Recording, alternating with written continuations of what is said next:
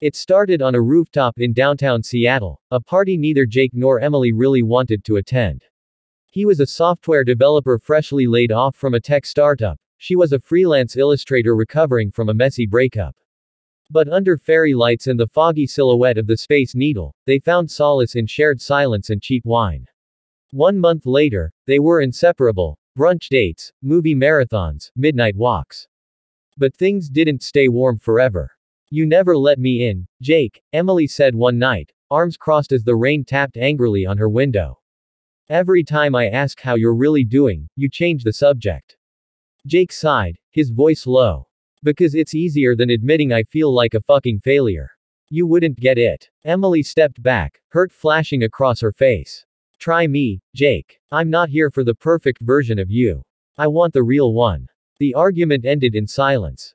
The next weeks were filled with distance, texts that were shorter, calls that rang but weren't answered.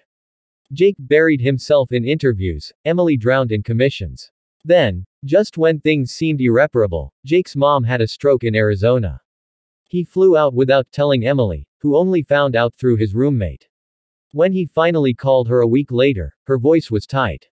"Did I mean so little to you that you couldn't even say goodbye?"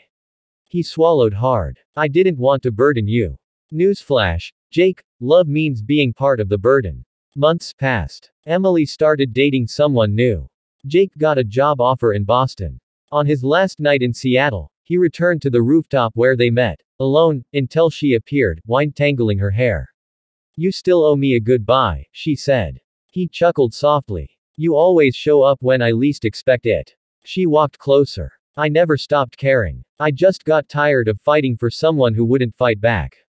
Jake's eyes were glassy. "I didn't know how. But I do now. And if there's a part of you that still believes in us, I'll stay. I'll fight." Emily looked out over the skyline. "I think the space between us was never distance, Jake. It was fear. And maybe it's time we stop running from it." They stood in the cold night, not kissing, not touching, just existing in a fragile moment of clarity, knowing the next choice would change everything. Love wasn't about fairy lights or perfect timing. It was about staying, even when staying was the hardest thing to do.